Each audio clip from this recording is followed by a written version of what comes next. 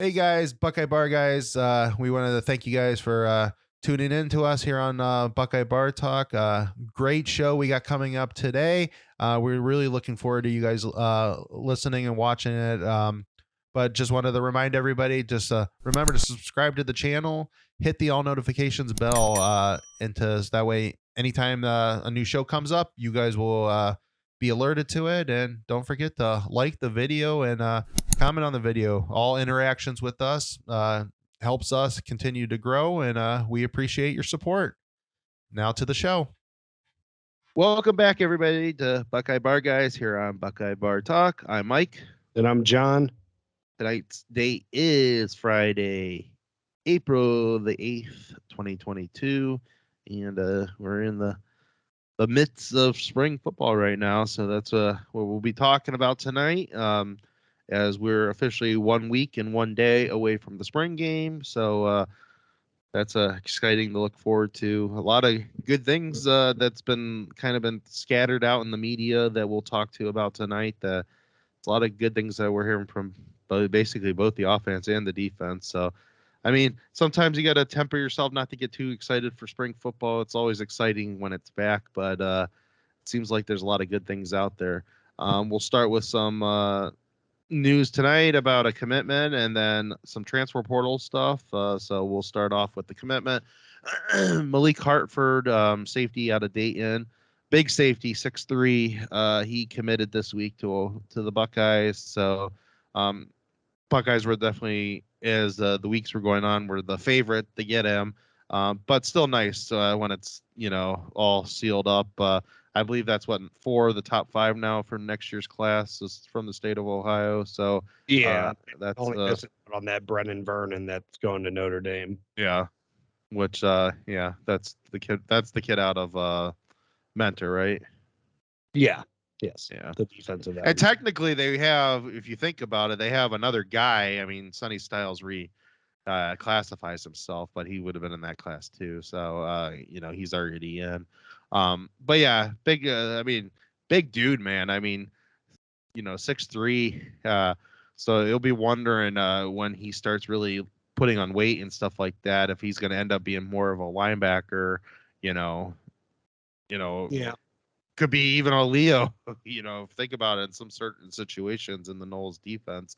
But I mean, that's 2 big. Basically safeties in a row that they've signed now between Hartford and Styles. Would have been crazy, man, if they were still in the same class. That's like 2 6'3" kids that both were listed as safeties. Yeah. But exciting nonetheless.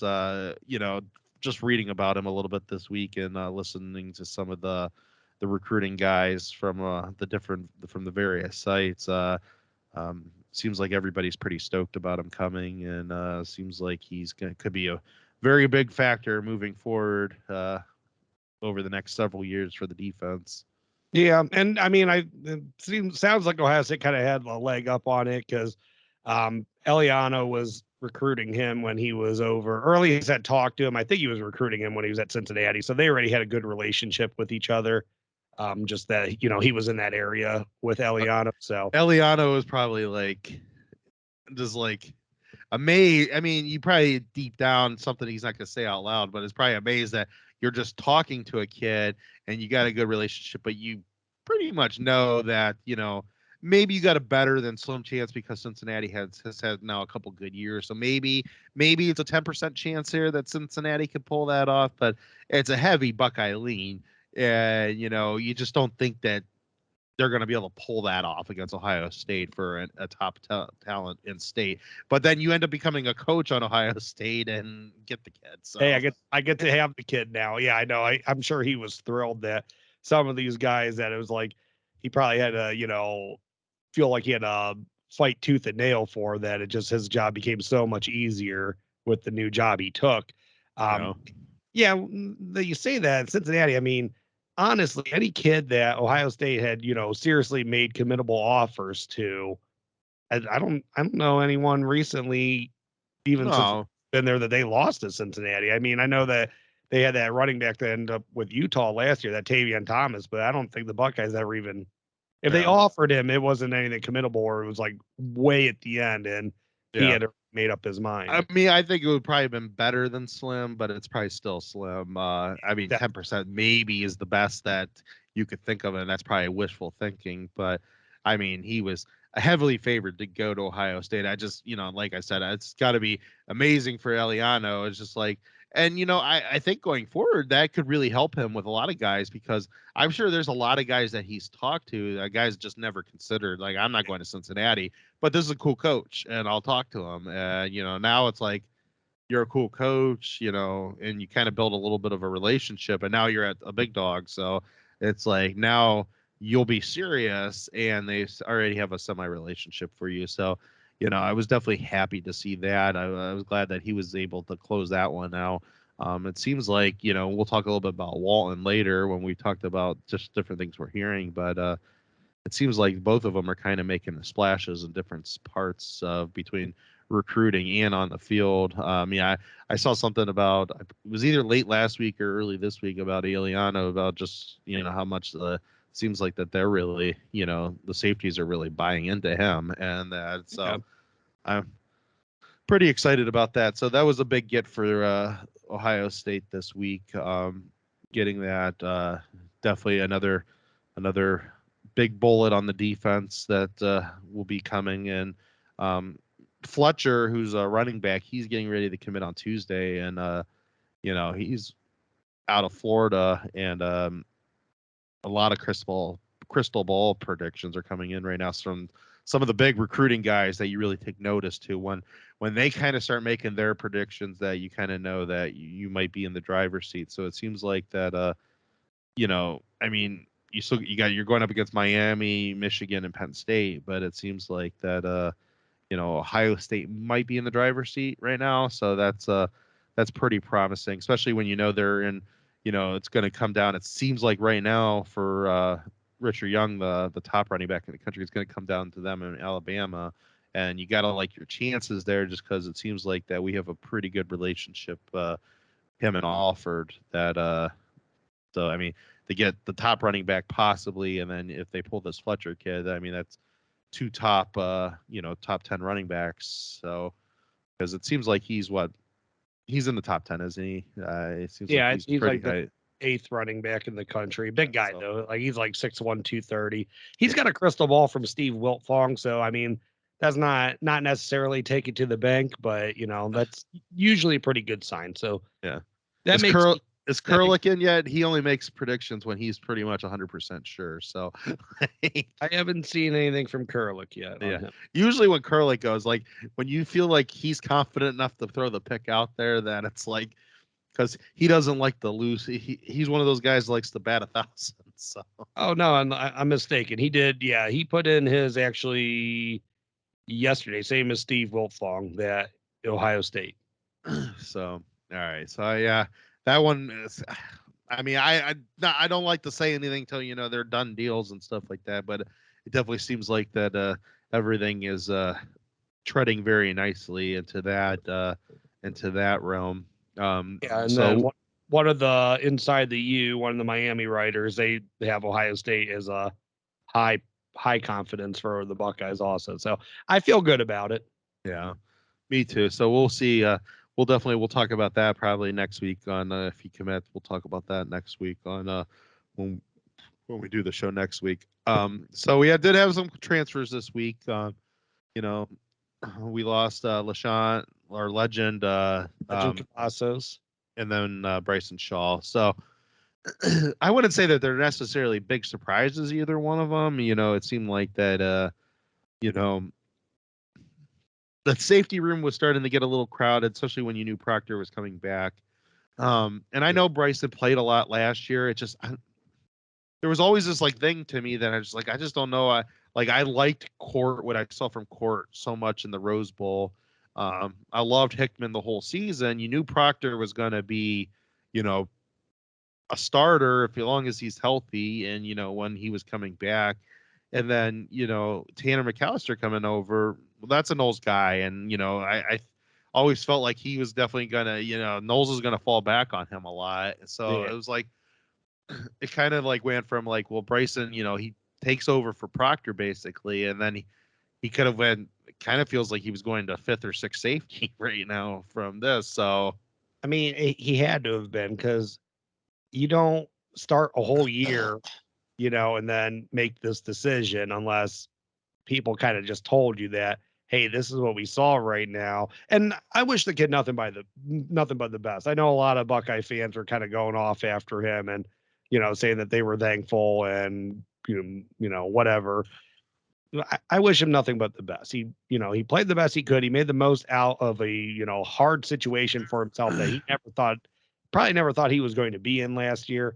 And he did all right at points. I mean, the guy yeah, was he Malik Hooker? Was he Von Bell? No, yeah, absolutely not. But Jordan Fuller, no. But he did, he did his best. yeah.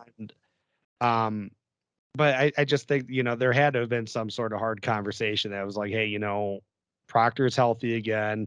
He's back in front of you because that's just where he is. And I forgot about Hooker because it sounded like, I mean, he did sound like he got hurt this week. So he's in a boot or on crutches or whatever. So hopefully it's not too serious. But maybe just a few weeks of sprained something. But I'm not sure. I haven't really heard any rumors from any of the media guys. So I don't know how serious it is or not. But we'll see about that.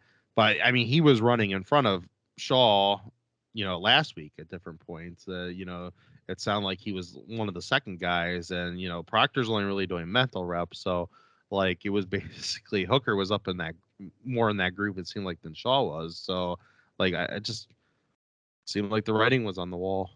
Yeah, and I mean, you don't want to see it, but also you want the kid to do what's best for him. And I don't know. I mean, I'm interested to see where his landing spot could be. I think, he's a Maryland kid. I'm kind of thinking, he started a year in the Big Ten. Maryland would be stupid not to take him. Let's put Well, it I was that thinking way. more like Rutgers.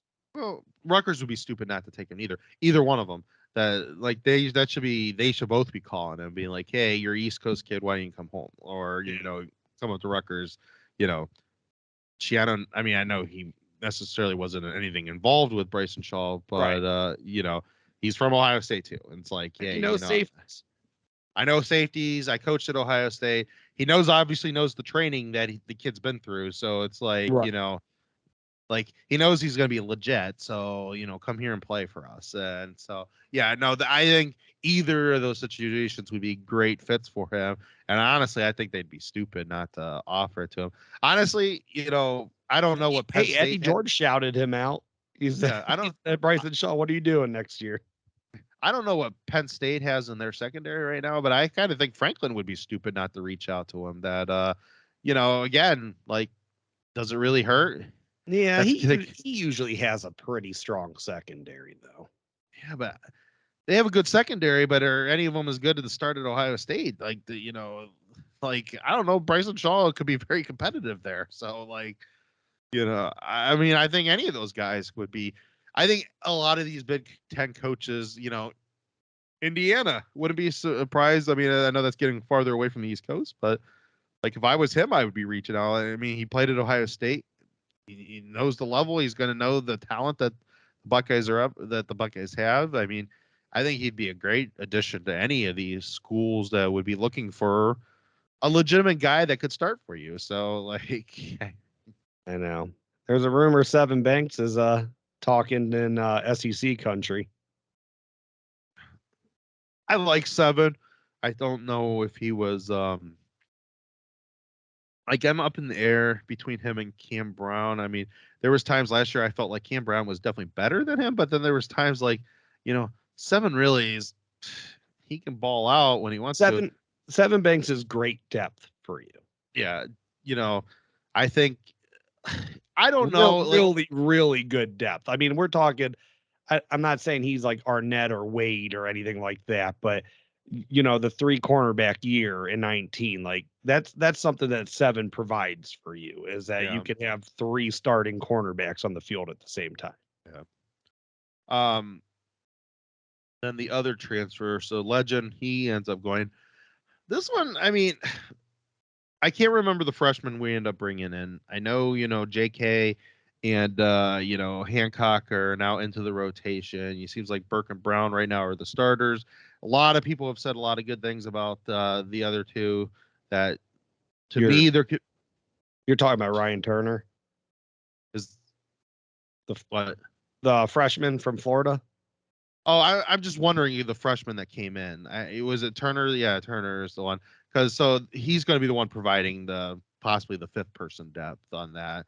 Mm-hmm. So that was just only the worry thing that Lejond leaving.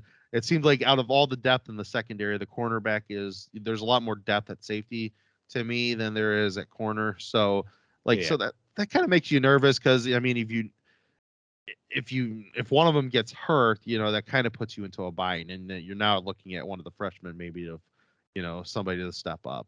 But it's not like they don't have good talent out of the four that they have there. I mean, Right. like you said, I mean, I'm thinking maybe you know, those two that came in with Burke, one of them could very easily challenge Brown for the other starting spot. Because I think even from what we've been hearing out from both of them, here in spring is like they've been pretty lights out, and it seems like Burke's doing really well too. It seems like Brown's doing really well too. So that's good, but you got to figure one of them's going to get hurt. Like that's just the name of the game. Well, we don't have to figure somebody's going to get hurt, but we can think that maybe this is going to work out like 2016 did when Denzel Ward, got plenty of playing time with Gary Conley and Marshawn Lattimore still there. Yeah, it's true. Um, Let's put a positive spin on it. Not that it's we not can, that high. not It's that just we can expect someone to get hurt. it's We can football plan. though. We can be You got to prepared. be ready. You got to be ready. It just seems like the cupboard, that they have it's well faced cupboard, but is there anything behind? Right. You got the top end talent. At least it's not deep, but at least even your second string is still seems like it's pretty top Yeah, end. that's what I like that. Um, and then you might have to see a couple of the freshmen if if things happen. You know, even if that doesn't happen, be good opportunities. They get some games in there where they blow them out. You already know you're kind of low, a little bit low on depth. So try to get some of those kids out there, start trotting them out there, and get them their playing time, and get get the greenness off of them. So Yeah. so I mean, these aren't going to be the the first and last transfers of this spring. I mean, I'm expecting some movement in the defensive line. I'm possibly expecting some movement. You know, there could be some spots in the offensive line. I don't know. It's there's a lot of depth on this team in a lot of different spots, and now people are really getting buried, and so you know when you only have a two linebacker spots, there's a decent amount of linebackers. I mean, I know some of it got taken away when Cade gets moved back to offense, so there's not as much depth now, but still depth there, Hey, and so you got five-star wide receivers vying for 3 spots. I know they're not like all 5 stars, but you know what I'm saying. Just yeah, it's but but it's true. yeah, one of those kids like is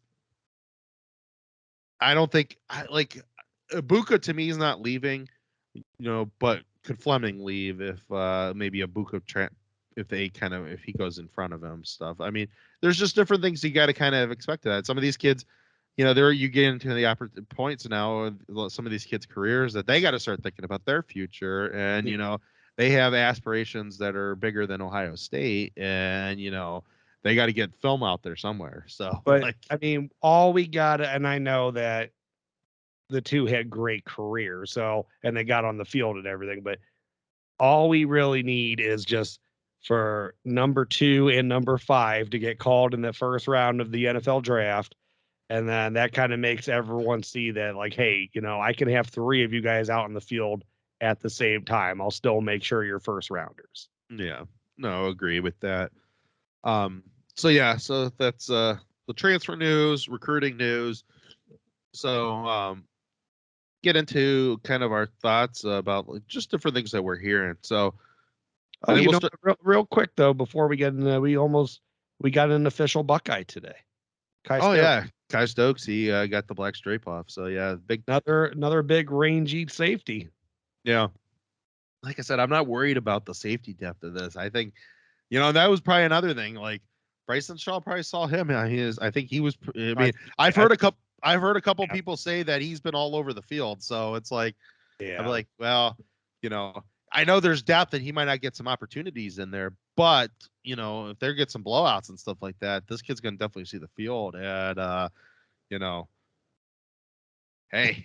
and you already mentioned it. Not that, I mean, Ryan Day even outlined that, like, for a true freshman to play, you almost got to be an early enrollee. But I mean, Mr. Freaking Universe is coming in the summer. And that's another safety, linebacker, whatever he's going to end up being, Sonny Styles. So yeah, that just adds more to it. So yeah, I mean, the writing was on the wall, but Yeah, safety depth is going to be fine. Like I said, he should get a call from several Big Ten schools. I mean, I think Maryland and Rutgers both make perfect sense for him. Well, they're not above him. I mean, like, sure aren't. Like Shiano, I think, like you say Rutgers, and now I'm like really thinking about it. I'm like, I wonder if he's already reached out to him. Like, it's like, come play Rutgers, and hey, that would be I think that'd be a great landing spot for him. I mean, they're an up and coming team. I think they could be very easily the fourth team in the fourth or fifth team in the East. Depending on where some of the other teams are, where possibly Michigan State's falling and stuff like that. I mean, I kind of think you got to figure Michigan. Who knows about Michigan? I mean, they're losing a lot of players at different spots. So I mean, could they have they could possibly challenge them for that spot. Penn State. They've been so up and down over the last how many years that So right. I mean, there's opportunities there where Rutgers could finish fourth, and definitely get to a bowl game. And I think Bryson Shaw could put a lot of film out there. And I'm not saying that guy is a first day talent or even a second day talent. He might be a late second day talent if he gets some opportunities to play and progresses. But he's definitely a third day talent, I think, if he if he improves. I mean, and the best way for him to improve is just to play. And and Shiano will put him in good position. So I really do think that could be a good spot for him. Yeah, I agree. That one just stood out to me right away. That I think that would be a good landing spot for him. Yeah. So a couple things have been getting out through the different media. Of course, have they got more opportunities to watch them this year than they did last year? Because it seems like we're getting updates out like every other day that we're out of practice today, and they were still dealing with a lot of COVID restrictions. Makes sense. And they probably were not allowed to be there, or maybe not all of them allowed to be at their one. I mean, they do have a freaking army. I mean, the beat staff as big as the band? Like yes. Are they like another football team? Like, yes. Are these guys getting off the bus at these visiting stadiums and they're literally the same size as the traveling squad as they're not as athletic, but like. And they have how many of these guys? Yes, I know. And I great know for information, though. I know we don't always love the mic situation, but my God, am I thankful not to be watching Zoom calls anymore. Yeah, no, I agree with that. I'll argue to the point that there should be no reason why. Like they do have a room at the stadium for like media. Like, why don't they I don't get why they can't have press conferences over there at the stadium. Maybe if they maybe updid the Woody a little bit, maybe next time around build a media room in there, and let's let maybe some mics to be able to travel around. So Ryan Day always has plenty of mics, and he's at a center mic, and you hear all the questions. So, like, even the coordinators is like, I can't hear this question right now, and it's like you're trying to guess what the question was the way the way they're answering it. Yeah. Yeah. But we'll start with the defense, just because that's where everybody's attention's going to be this year. For as good as your offense is, everybody's attention's going to be on the defense, because let's face it, you have a better defense than last year. You're playing in the Final Four. You're in the playoff, and I mean, I don't think there's any argument to that point. No. That I mean, you could still drop the game to Oregon. I mean, they beat Michigan. The defense, if the defense is progressing and up to, ability against Michigan, I mean, the Buckeyes are winning they're beating Iowa, and they're going on to the playoffs. And so, but if the defense was ready for the year to begin with, and I know you had some, you had turnover in the defense, you do every year, but I mean, they should. I hate being that person's like, oh, they should have, destroyed somebody or that they didn't, because everything's in the air. You lost the game. At the end of the day, you lost. But I mean, you saw what Oregon's offense was. Like, yeah, they weren't. The fact that they scored 35 points on Ohio State was embarrassing, even if it Yeah. was the second game of the year. Like, they should have easily walked away with a win in that game, because that team was no good. Yeah. And their defense was hurt, and their defense wasn't even as good as what everyone had went into the season projecting them to be. Yeah. Well, when their top two guys were out. I mean, there's exactly. I mean, Ohio State should have just ran them over. There should have been no reason why that game was close. When you look at the stats, you would not have thought the game was close. Like, that's Ohio State dominated them on, Ohio State's offense dominated them that game. But Oregon, I mean, Oregon ran pretty well against Ohio State.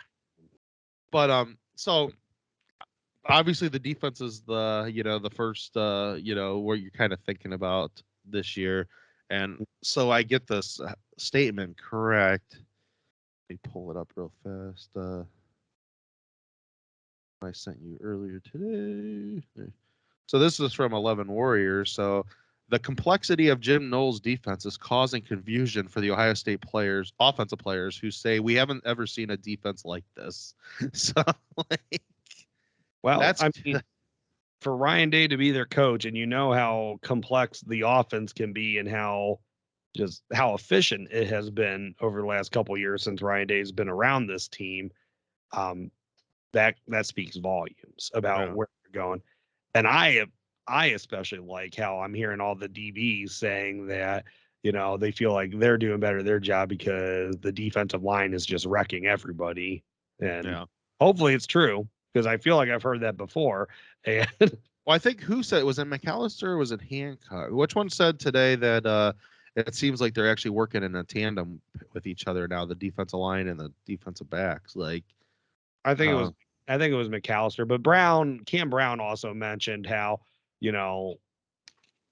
maybe it was Cam Brown. I don't know. I think they all mentioned, like, there are quite a few of them mentioned how the defensive line was, making their jobs easier because they were getting there. I think McAllister was like, yeah, every time I turn around, it's like, what happened with the play? Oh, the quarterback was sacked. Like, oh, the defensive line got him. It's like, yeah. So hopefully the offensive line is up to enough. I mean, I think they will be. I like their middle line, and it's going to take Paris a little bit probably to get back used to playing tackle again, but he will. I have no doubt about that. I think Dewan's probably filling out his new body right now. I mean, the dude's lost a lot of weight, so I mean, he's still a big MF like that. Right. And he's got Matt Jones over there to help him out. And I mean, Donovan Jackson on the left side, and everyone, I mean, the way they talk about him is like he's the next great Ohio State lineman. If Ohio State's defensive line, and from what you're hearing, is kind of like they're getting back to kind of old school Ohio State defensive line, that it seemed like they took a lot of things serious, very personal from last year too, which is good. Like, because if that line gets up to the point that they're just constantly in the face of the quarterback, then that's going to make the whole secondary and the linebackers they're going to start oozing confidence, because they're going to get a lot of swagger back in them, because they're going to be in some great positions to make some big time plays, get interceptions, get turnovers, bad throws, all kinds of stuff. That defense line, just that extra second getting to the quarterback could mean a lot for this defense. Sure, yeah.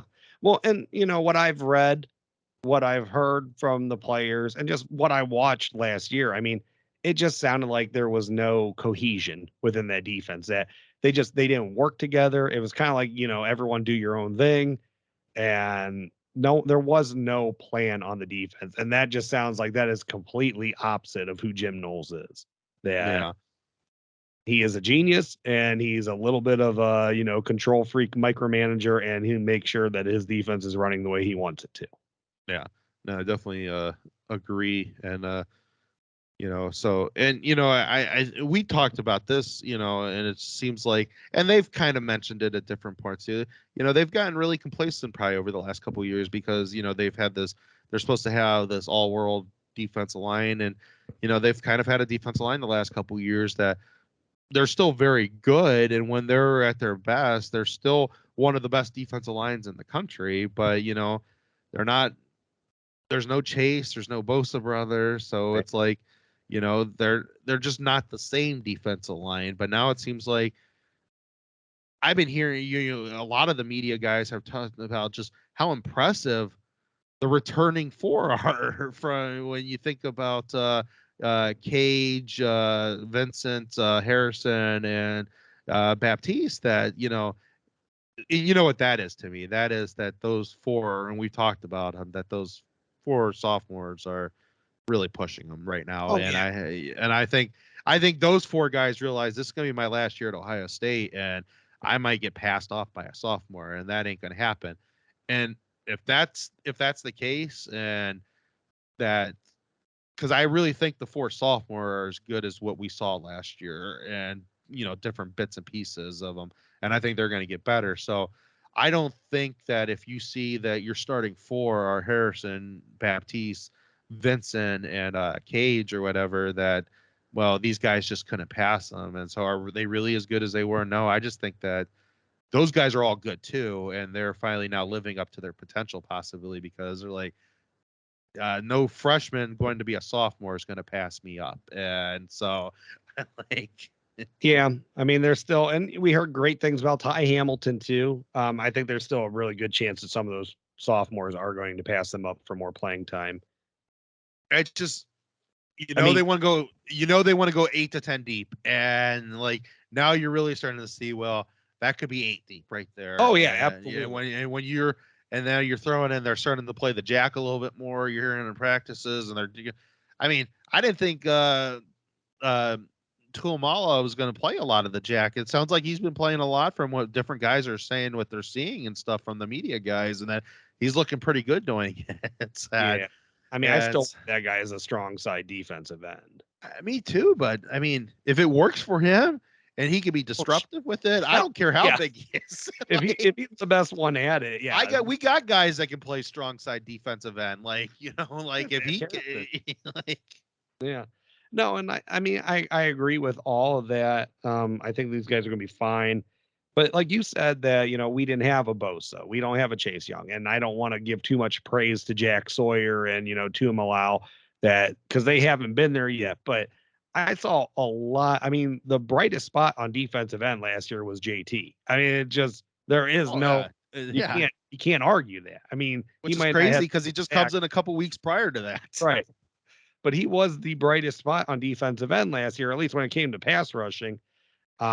Jack Sawyer was way undersized. He got bullied a little bit, but even him, when he started getting his legs under him and started figuring it out more, you could see where he shined. And against, like, and I know it was lesser competition, but he looked good against when he was in against Akron. I think he looked good against Rutgers. So you could see that he definitely was able to do it. He just needed to get his frame, he needed to build up his frame for actually playing in the And it Big Ten. sounds And it like sounds he's like he's doing that he's over 260 now. But he yeah. was what do you say? He came in at 230 Yeah. No, it seems like that the weight program did wonders for body him. by So Mick. yeah. From what you're hearing, there was a lot of body by Mick this year. That they're looking like we. I mean, not saying that they didn't look the part last year too. It's just I think Mick had you know it's starting to feel more. Maybe he needed a kick in his ass too, but it feels more and more that they weren't fully back to where they should have been practicing last year because of the COVID restrictions, Mm, and they just didn't start easing up as spring started going up. And I think they kind of lost two winners in a row to yeah, working out, and you know, I don't think he had the full team ever in there really together. And a lot of times when you're in weight rooms, I can't speak to a college program. I played high school football, but when you're in those weight rooms, it's the whole team is picking everybody up with each other, and it's just a different thing. And you know, you're only in there working out by yourself or maybe with a couple guys, and like because you because they can't have a whole team in there together. And I'm sure that they're on a time limit because you got to give everybody worked out. Like you can't have, you know, so you Well, and can't. sounds like you lost a ton of leadership too, and it's just they're identifying that stuff and they're building the program back up. Yeah. Yeah. No, I was very happy about that. I mean, I've heard, Sawyer. I mean, I heard from a couple reports this week that he was very explosive going around both Paris and Dewan a lot of times. And like I said, I think Paris and Dewan are going to be fine. It's just I think Paris probably needs a little bit more work to get his, it's different playing tackle to guard. So he probably needs to get back into that mindset of playing tackle. It's so much more footwork than guard is because you got to get out in front of those fast defensive ends Yeah. and like.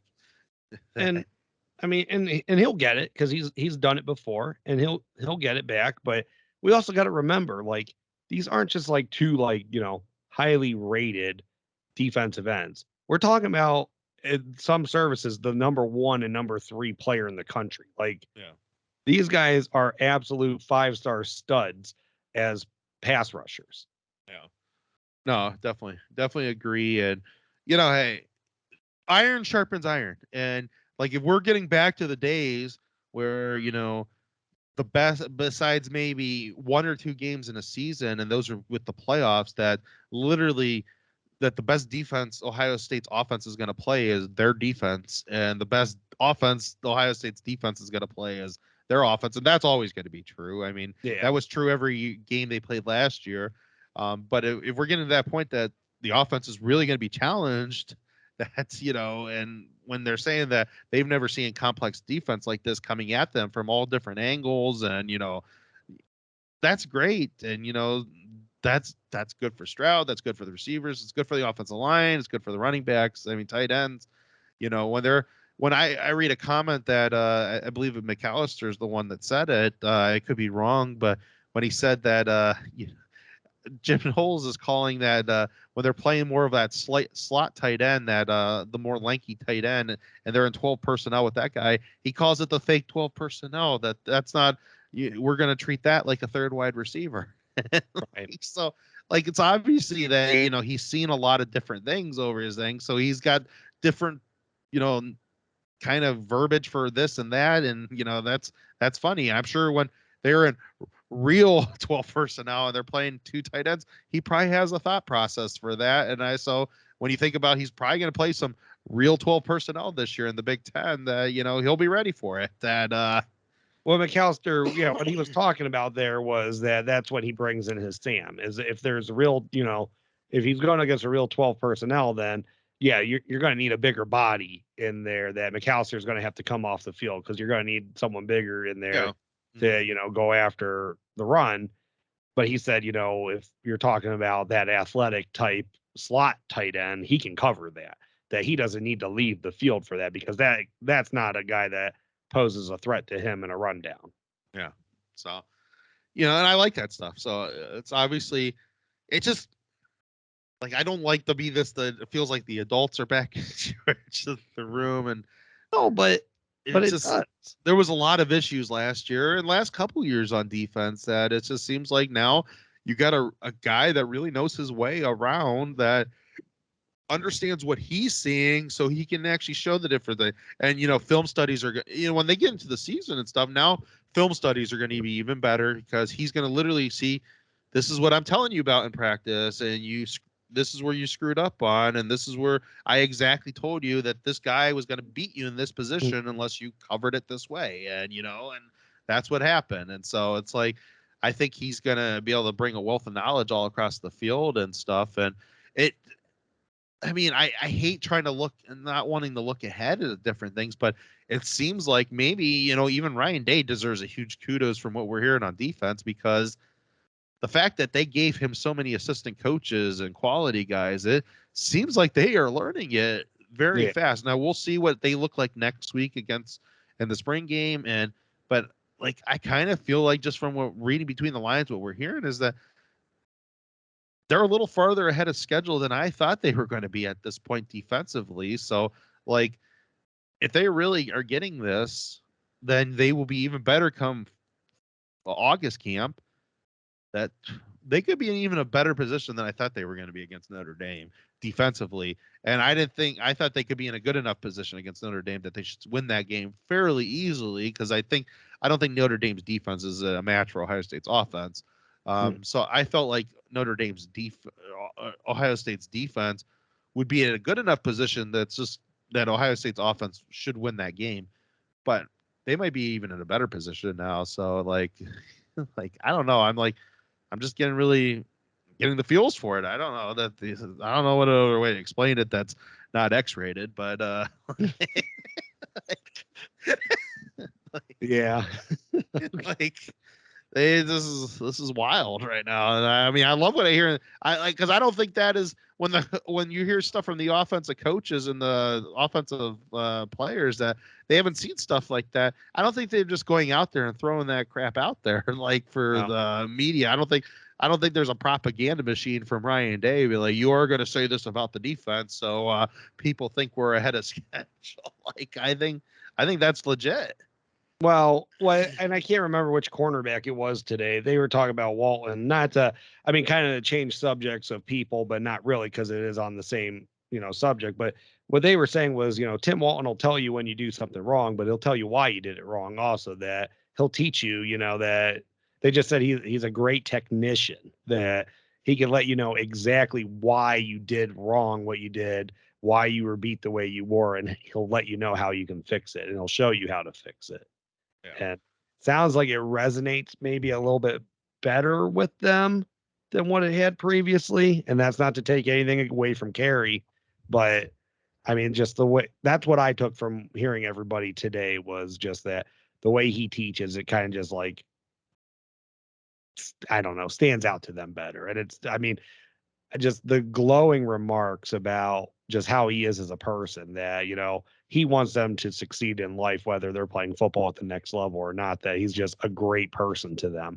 I mean, the fact that the guy's been around the program for a couple months, and that's already like the impact he has on all of them. Yeah. Well, moving over to the offensive side of the ball, I mean, The offense is the offense. Yeah, one of the things though I did like from the other day, and it's like now you're hearing a little bit from the other side of it, and so maybe that's why this fake 12 personnel or whatever personnel is really standing out to Knowles right now, because I was hearing that they were running a lot of where they basically had tight end stacked to one side of the field. They were running, Harrison Jr. and JSN as the receivers to the other side of the field. So they were either doing quick throws out to the receivers or they were running stretch plays with the running backs, and they were killing the defense on the stretch plays.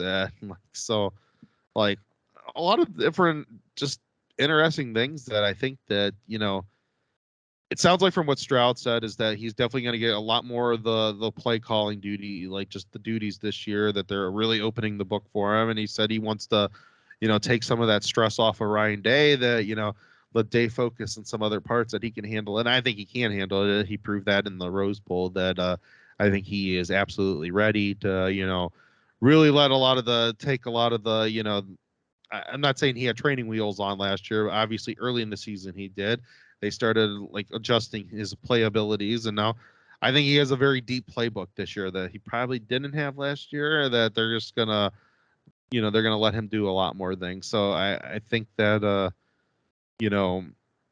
that's pretty exciting. I like when I hear different things that they're starting to maybe get back into some of the creative things of Ryan Day's offensive different formations and stuff.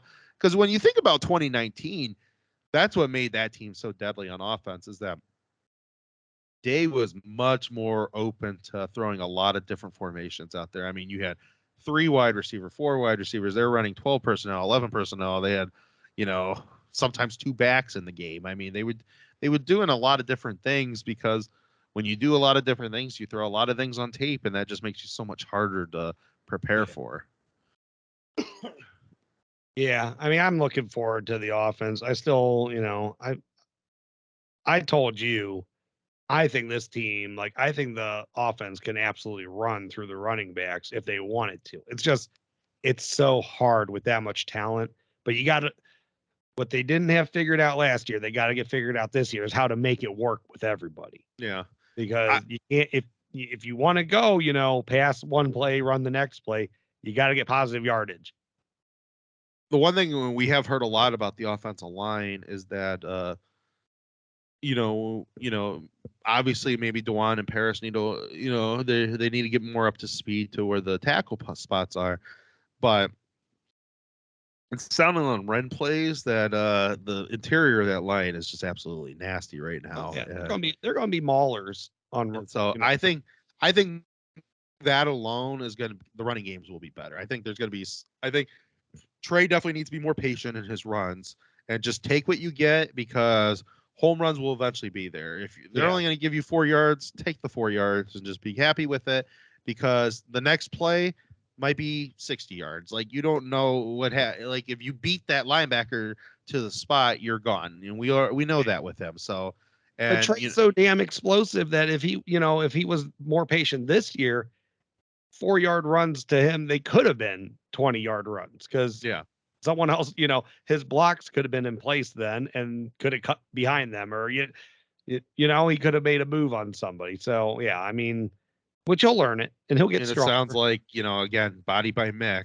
Same thing with Mayan. Like, it sounds like those guys are just like, from what, just hearing that they're both specimens, right? Well, it sounds like Evan Pryor's gotten bigger too. Yeah. So, I mean, good for them. I mean, that running back room, it's not urban when you have, you got this running quarterback and, you got a good running back there, and they're just going to kill you that way. And the receivers are going to get what the receivers get. And the receivers are the ones that get kind of lost in the shovel.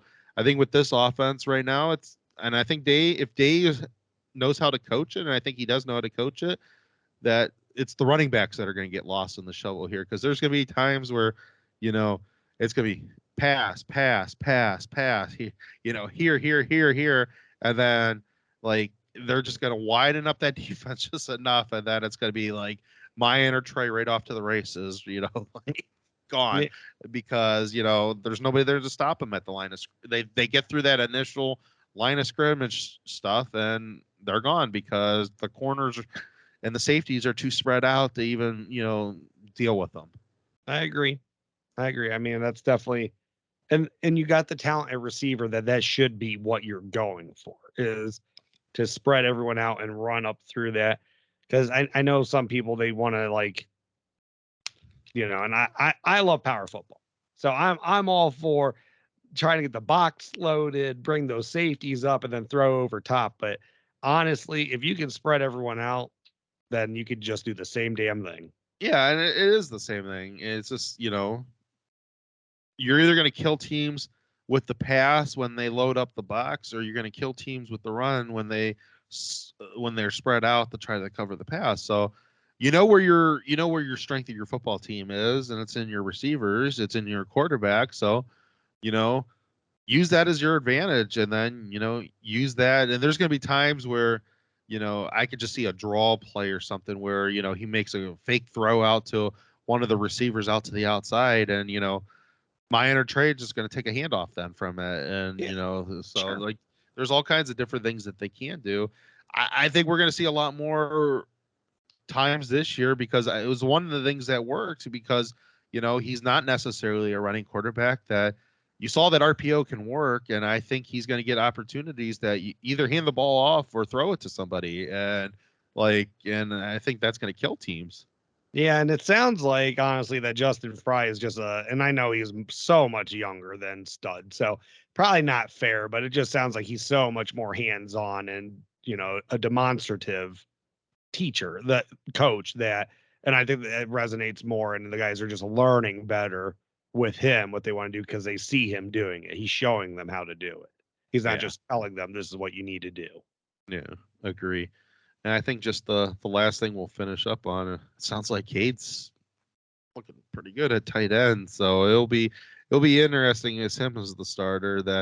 I mean, I'm not going to get all up in the air about having a great tight end and stuff like that, because I've always wanted to have one of those. And, they get lost in this offense, which is which is understandable. I mean, it is a freaking, but when you have a good tight ends like Rucker and those things, and Farrell and those guys, like, they might not get all the opportunities as some of the other tight ends in the country, but they literally get lost in defenses. So, and when you have a quarterback that, I mean, Justin Fields always knew how to kind of find one every now and then. So I think Stroud, if Cade is on his game this year, I would really like to see, Stroud just every now and then, look over to him, see, or, G. Scott or whoever that Roy or whoever the other tight end is, and be like, are they open? Yeah. Nobody's around him in the middle of the field. So I'm going to go throw it to him right now and get an easy touchdown out of this. Yeah, no, I mean, for sure. And I think he will. And I mean, we've seen CJ Stroud's ball skills. I mean, they're just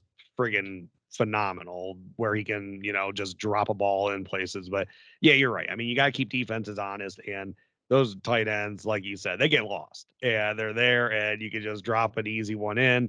And who knows, it could be 6. I love Cade as a blocker, though. I mean, I wanted the guy to succeed so badly as a defensive player because I know how mean he is. But if he brings that aggression to run blocking, he'll be a really solid tight end for us.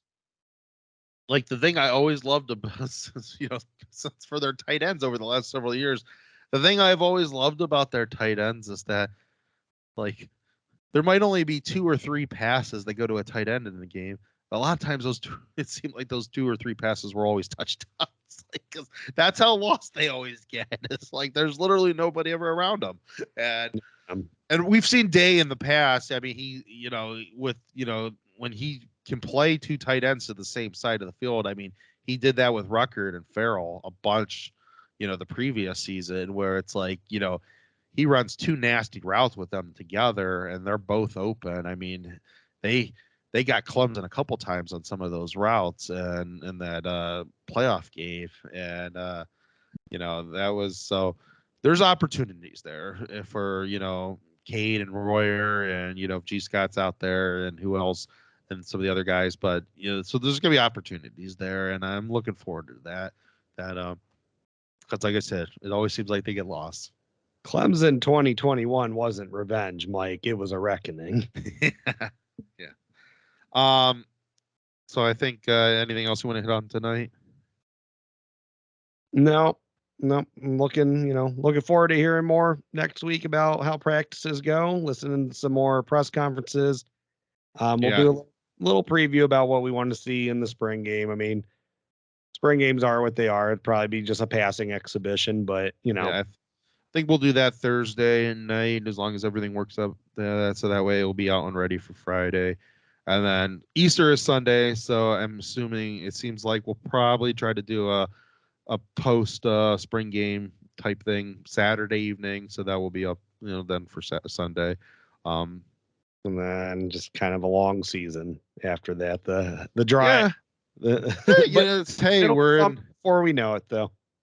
I mean, it's kind of the good thing about football when you think about it. If you like football, all around, it's like, the draft's right after it. So at least you got that. You got the all the OTA camps for NFL come May. And then before you know it, you're in training camp for NFL's basically the end of July, and then you're in college. So it moves a lot faster than you think. There is that stretch in there, especially because I'm not always I'm not the biggest baseball fan, so sometimes I get lost in the summer times for sports, but at the same time, those are also, at least I have a lot other opportunities to go out. I'm out usually doing stuff. We get to go out more during the summer, and it seems like this should be a pretty fun summer. So, well, yeah, weather gets nicer. There's more to do, so we'll keep ourselves busy. But nope, I'm good. So thank you everyone for coming out tonight to the Buckeye Bar. I'm John. And I'm Mike. OH. IO. Thank you for tuning in to this week's Buckeye Bar Guys on Buckeye Bar Talk. Don't forget to subscribe to the channel, hit that all notifications bell so you see when new content is added, and please remember to like and share so we can grow our audience. Don't be afraid to comment. We want to know what you're thinking, and we want to know what content to add for you guys. OH. IO.